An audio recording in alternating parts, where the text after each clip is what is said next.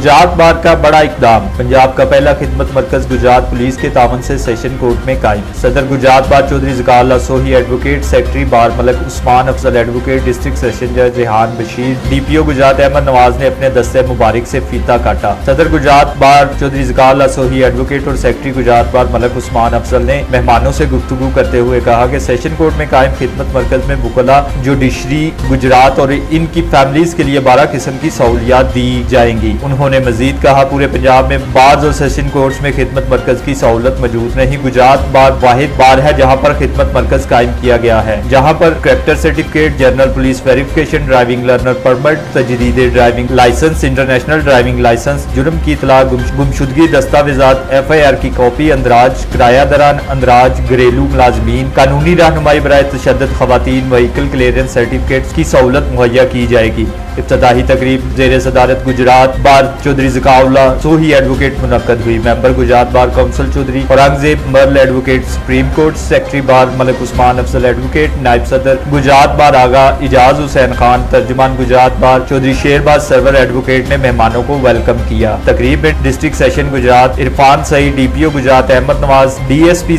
असद इसाक, साबिक सदर Gujrat bar Mohammad Hanif Raja, staff officer session court Gujrat Saifullah, incharge session court खिदमत मरकज ASI इरफान बहूद समेत दीगर वुकला बरादरी मौजूद थी। बाद अज़ा मेहमान खुसूसी साहबान ने डिस्ट्रिक्ट बार शेड और कैंटीन का इफ्तिताह भी किया।